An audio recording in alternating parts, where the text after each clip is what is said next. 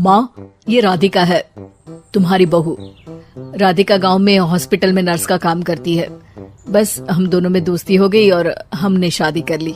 राधिका, माँ के पैर छू। अरे चल हट, नालायक। अरे मैंने क्या क्या सपने देखे थे कि तेरी शादी किसी अमीर घर में करूंगी और दहेज में लाखों रुपए लूंगी, और तू गांव की इस मामूली लड़की को मेरी बहू बनाकर ले आया। लेकिन बेटे की जिद के आगे सुनीता देवी मजबूर हो जाती है। राधिका सुनीता देवी को फूटी आंख भी नहीं भाती थी। तुम चिंता मत करो भाग्यवान, हम दोनों मिलकर अपनी बहू को इतना सताएंगे कि वो हमसे तंग आकर ये घर छोड़कर चली जाएगी। फिर हम अपने बेटे की शादी किसी बड़े सेठ की बेटी से कर देंगे, ठीक है? अगले दिन सुनीता देवी अपने बेटे का कमरा साफ कर रही होती है। तभी बहू के सामान में उसे एक बड़ी बड़ी मूंछों वाले आदमी की तस्वीर दिखाई देती है और उसके कंधे पर एक बड़ी सी बंदूक टंगी होती है। तस्वीर के नीचे लिखा होता है डाकू मंगल सिंह। ये किसकी तस्वीर है बहू? ये मेरे पिताजी की तस्वीर है। बस फिर क्या था। ये सुनते ही सुनीता देवी के हाथ पैर कांपने लगते हैं। वो भागती हुई सीधा अपने पति के कमरे में जाती है। अरे गजब हो गया जी, गजब। अरे क्या हो गया भाग्यवान? हमारी बहू एक मशहूर डाकू मंगल सिंह की बेटी है। हे भगवान, अब क्या होगा? क्या कहा? डाकू मंगल सिंह? अरे मर गए रे। सुना है वो तो बड़ा ही खतरनाक डाकू है, मारता ज्यादा है गिनता कम है। लोग पुलिस वाले भी उसके नाम से कांपते हैं।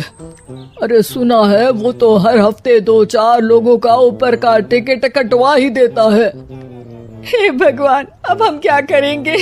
ये हमारे नालायक बेटे ने कैसी मुसीबत हमारे गले बांध दी। हाँ वो तो है, अगर हमने बहू को जरा भी तकलीफ दी तो उसका बाप मंगल सिंह हमें गोली से उड़ा देगा। अब जो मैं कहता हूँ उसे ध्यान से सुनो। तुम बहू से बिल्कुल घर के काम मत करवाना और ध्यान रहे उसे किसी प्रकार की तकलीफ नहीं होनी चाहिए, समझ गई ना? और ऐसा ही होता है। अगले दिन सुनीता देवी रसोई में खाना बना रही होती है कि तभी, ये क्या माँ जी, मेरे रहते आप खाना बना रही हैं? चलिए हटिए, मैं खाना बना देती हूँ। अरे नहीं नहीं बहू, तू यहाँ क्यों आ गई? जा, तू अपने कमरे में जाकर आराम कर, मैं खाना बना लूंगी।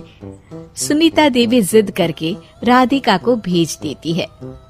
फिर एक दिन, अरे फर्श पर कितनी धूल जमी है, माँ जी देखेंगी तो नाराज हो जाएंगी। मैं अभी यहाँ पोछा लगा देती हूँ। राधिका जैसे ही पोछा लगाने लगती है कि तभी उसके ससुर की नजर उस पर पड़ती है। बंसीलाल भागता हुआ वहाँ आता है। अरे नहीं नहीं बहू, तुम ये क्या गजब कर रही हो? बहू तो बेटी समान होती है और हम ना अपनी बेटियों से काम नहीं करवाते। तुम आराम से बैठकर YouTube पर किड लॉजिक चैनल की सास बहू की कहानियाँ देखो। वो लोग ना बहुत अच्छी अच्छी कहानियाँ बनाते हैं। सच? आप देखते हैं? अरे मैं तो रोज देखता हूँ। शहर की बहू तो मेरी फेवरेट कहानी है। हाँ, ये कहकर बंसीलाल पोछा लगाने लगता है। इस तरह राधिका के सास ससुर सारा दिन उसकी खुशामद में लगे रहते हैं और उसे किसी महारानी की तरह रखते थे। कैसा लगा बहू? पिज्जा टेस्टी तो है ना? अच्छा, मीठे में क्या खाओगी बोलो तो? माँ जी, मुझे तो काजू कतली बहुत पसंद है और उसके बाद एक गिलास लस्सी मिल जाए तो मजा आ जाएगा। ये सुनते ही सुनीता देवी अपने पति को कोहनी मारते हुए कहती है, अरे सुना नहीं बहू क्या मांग रही है? जल्दी से भागकर बाजार जाइए और सब खरीद कर ले आइए। हाँ हाँ भाग्यवान, अभी जाता हूँ। राधिका की तो 5 उंगलियां घी में थी। वो तो अपने ससुराल में मजे कर रही थी। दूसरी तरफ राधिका की सास उसके लिए कभी नई साड़ी खरीद लाती तो कभी उसके लिए नए गहने बनवा देती। फिर एक दिन डाकू मंगल सिंह अपनी बेटी राधिका से मिलने अपने आदमियों के साथ आता है। उन सबको देखते ही राधिका के सास ससुर डर के मारे कांपने लगते हैं। मर गया रे। डाकू मंगल सिंह तो सच में कितना डरावना दिखता है, ऊपर से इतनी बड़ी बंदूक लेकर घूमता है। कैसे हैं समधी जी? क्या हुआ? आप इतना घबरा क्यों रहे हैं? और आपको इतना पसीना क्यों आ रहा है? आपकी तबीयत तो ठीक है ना? जी अभी तक तो ठीक है, पर लगता है बहुत जल्द खराब होने वाली है। क्या कहा आपने? जी कुछ नहीं, बताइए बताइए कैसे आना हुआ।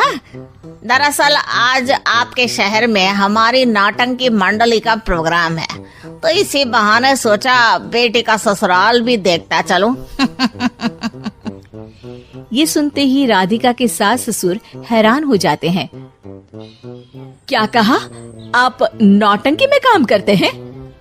हाँ माँ जी, पिताजी डाकू की एक्टिंग बहुत अच्छी करते हैं, उन्हें तो कई अवार्ड भी मिल चुके हैं। और ये बंदूक, ये तो असली लगती है। तभी राधिका के पिताजी अपनी नकली मूंछ निकालते हुए कहते हैं, इस मूंछ की तरह यह बंदूक भी नकली है। ये तो छर्रे वाली बंदूक है, इससे तो मैंने आज तक चिड़िया भी नहीं मारी। और खोदा पहाड़ और निकला चूहा। इसका बाप तो मामूली नौटंकी वाला निकला, और हम इससे डर कर बहू की नौकरों की तरह सेवा कर रहे थे। आपने सही कहा जी, इसके पीछे मेरे कितने पैसे खर्च हो गए, और काम कर करके मेरी तो कमर टूट गई सो अलग। अरे बहू, तूने अपने पिताजी के बारे में हमें पहले क्यों नहीं बताया? राधिका मुस्कुराते हुए कहती है, आपने तो कभी पूछा ही नहीं ना माँ जी।